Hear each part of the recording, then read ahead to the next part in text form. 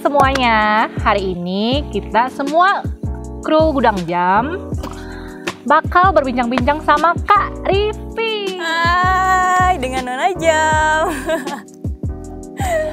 Hari ini kita pengen kepo-kepo dikit sama Kak Rivi. Oke, gantian nih keponya nih. Nanti Kak Rivi juga boleh nanya aku. Oke. Kak Rivi, selama PPKM kayak gini, itu Kak Rivi kesibukannya terganggu gak sih? Mungkin kesibukan yang terganggu itu karena pekerjaan sih ya tepatnya, karena kan biasanya karena aku pekerjaannya sering keluar, jadi sempet ke hold event-event itu bisa dibilang banyak yang ke pending. Padahal tuh bisa dibilang udah kesusun tuh udah jauh-jauh hari. Terus mungkin yang lebih pusingnya karena harus nge-reschedule ulang jadwal, sampai bisa dibilang ada event yang dimana yang udah berjalan jauh hari, terus tiba-tiba cancel karena kliennya mungkin udah ngerasa nyerah nih, mau nunggu sampai kapan, akhirnya udah deh kita nyerah. Lebih banyak hal yang memang di luar kuasa kita sih untuk mengatur gitu sih. Habis itu tapi kalau misalkan sama keluarga Kak Rivi tapi lebih jadi banyak ini dong, family time dong. Banget. Jadi aku lebih bersyukur mungkin yang biasanya aku sibuk kerja, terus kan juga waktu sama keluarga itu kan jadi berkurang kan, karena pertemuan aku sama anak pun juga bisa dibilang cuman hanya pagi dan malam. Terus kan kondisinya kan lagi COVID kayak gini kan, sekolah pun juga banyak ke-hold kan lewat by Zoom. Nah terus pertemuan aku juga sama suami pas pulang kerja. Nah sekarang jadi lebih bersyukur menikmati kayak ya ampun kita masih dikasih kesehatan, bisa berkumpul bareng sama keluarga, itu me time-nya jadi lebih banyak sih.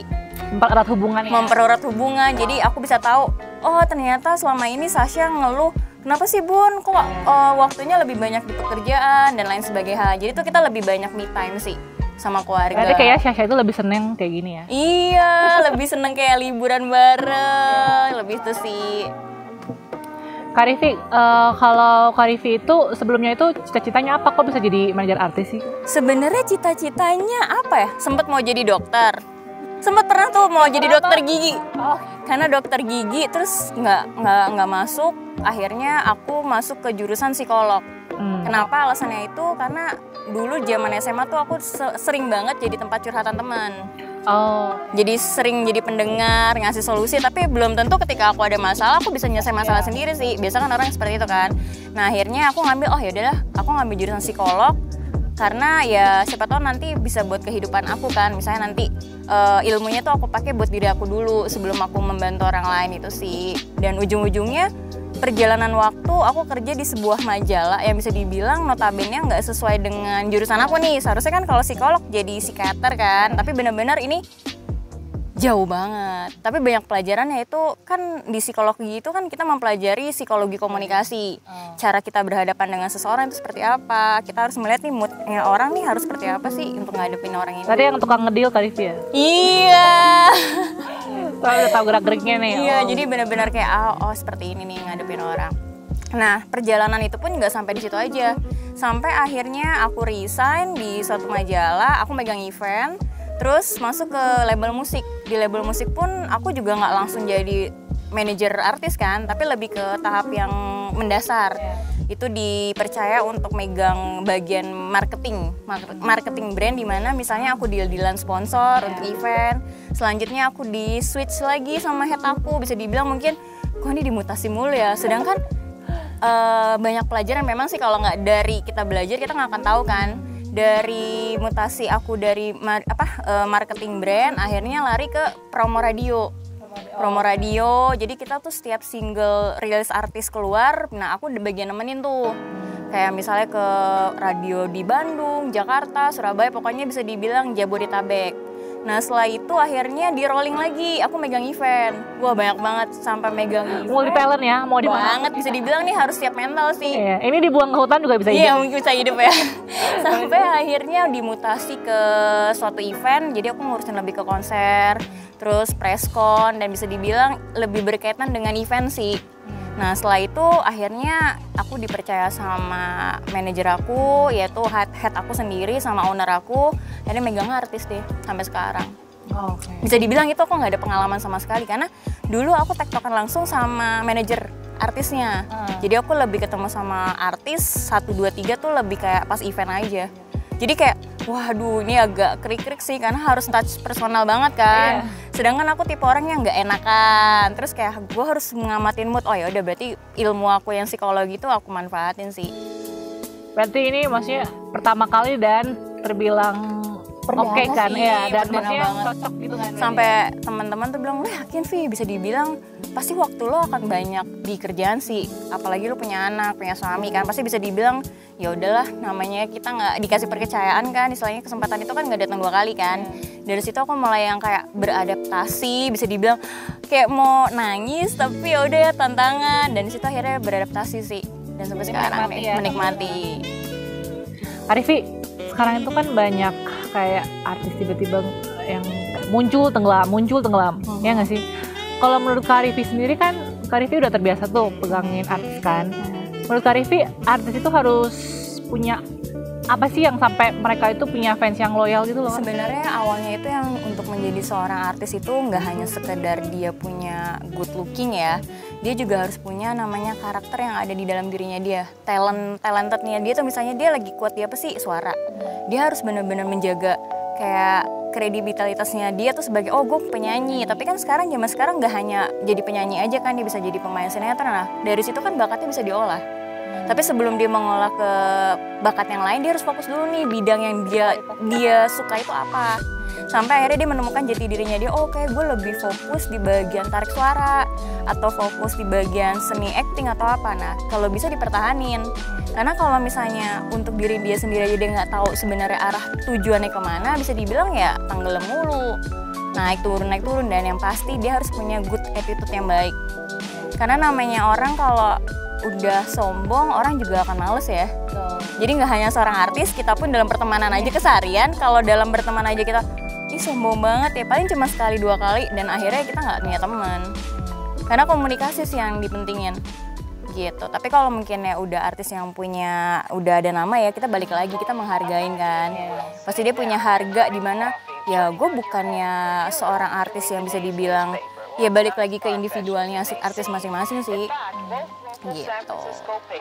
Tapi bersyukur banget kayaknya Kak Rifi yang sama ini itu Kak Rifi cocok gitu ya, soalnya kayak pembawaan Kak Rifi tiap hari pun nggak ada kayak, aku kan sering lihat kan Kak Rifi ngepost gitu loh, kayak ngepostnya itu kayak selalu positive vibes gitu loh, bukan yang kayak lagi stres lah ya, lagi karena apa. Karena kalau misalnya aku posting dengan kondisi yang stres ya nggak ada gunanya sih. Yang ada orang lain pun nggak akan bisa membantu, tapi malah jadi sekeliling aku tuh malah jadi negatif. Jadi makanya postingan aku pun juga lebih berkaitan dengan keluarga, ke anak, ya memang bener-bener ya itu diri gue gitu. Karena banyak orang yang berpikir, buat apa sih posting-postingan kayak gitu, sebenarnya tuh ada sisi positif buat aku yang jadi makin aku tuh jadi, oh ya kalau gue ada masalah kasihan dong suami sama anak, pasti mereka akan sedih dong ngelihat istilahnya kayak aku ada masalah. Jadi aku berusaha untuk memfilter yang mana yang harus memang aku berjuang, dalam arti ya jadi lebih positif sih gitu.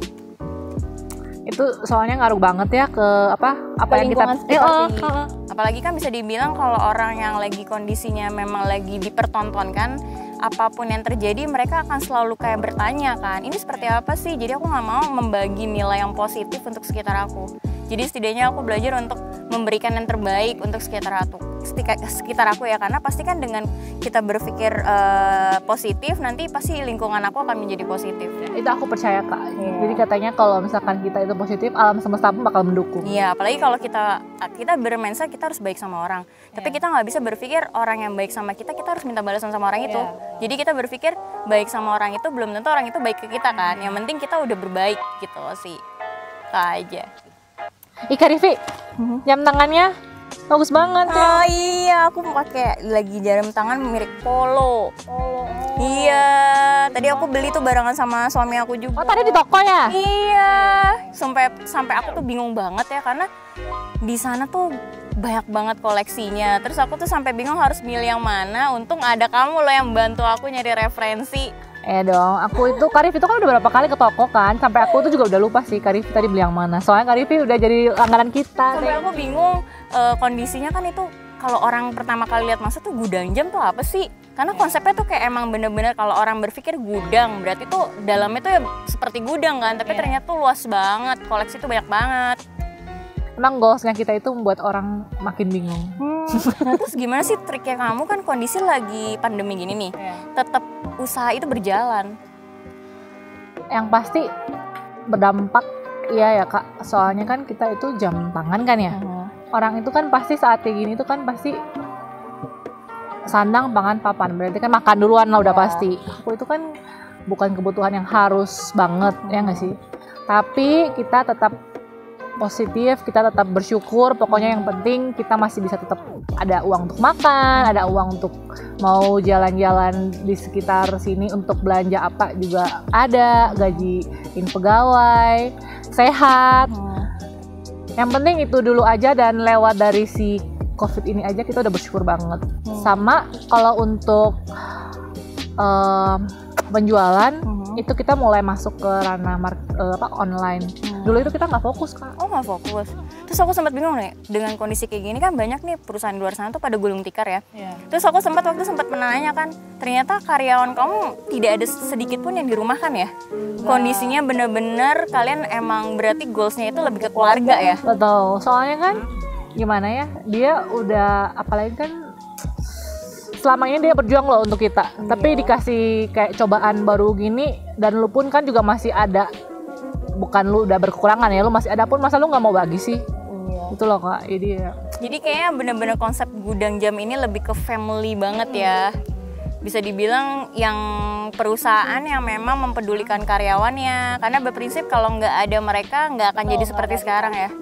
Berarti kalau yang aku tahu kan ini udah usia gudang jam yang mau ulang tahun yang ke-8. Berarti udah 8 tahun bertahan. Oh my god, dan 8 tahun bertahan. Aku baru tahu di bulan Mei deh kalau nggak salah, aku sempat mampir. Terus yang konsepnya, padahal aku sering bolak-balik tektokan ke Jakarta, Bandung, dan aku baru benar-benar melihat loh konsep gudang jam itu ternyata besar banget ya. Ya, soalnya kita berawal dari dulu kan kita itu buka tokonya di mall Kak. Oke. Tapi kan di mall itu kan terbatas sama ukurannya, biayanya juga lumayan tinggi. Ya udah, jadi akhirnya kita cari toko di luar mall, dan akhirnya kita mendapat yang duluan bukanya di Ternate itu Kak.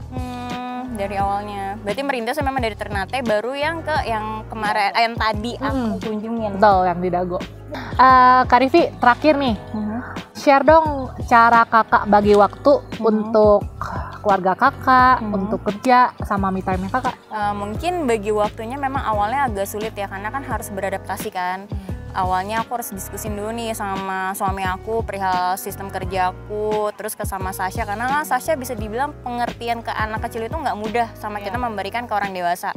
Jadi bisa dibilang menjalin komunikasi sih, itu yang terpenting. Jadi segala sesuatu apapun yang misalnya kita rasain tuh kita komunikasiin. Jadi baik sang anak atau sang suami mengerti kondisi dan porsinya. Misalkan kayak setiap pagi pasti kan kayak mau pergi kerja kita pamit, dan mungkin yang treatment yang aku jalanin adalah kan mungkin pekerjaan aku yang memang bisa dibilang bukan yang office hour banget ya. Kadang bisa aku ajak anak atau suami aku, jadi kadang kita yang kayak bekerja sambil liburan sih tepatnya.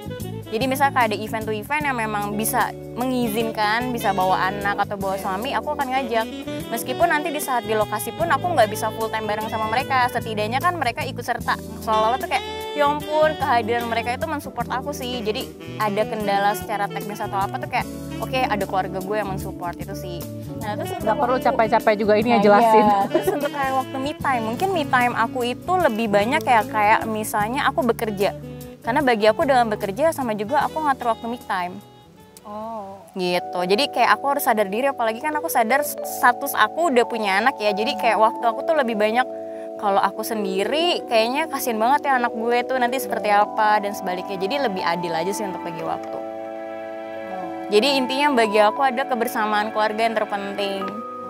Gitu. Pokoknya kalau bersama itu pasti semuanya terlengkap ya. Dalam keadaan susah atau apapun kita tuh kayak bisa berkomitmen, apapun akan terjadi kita bisa fight bareng, itu sih.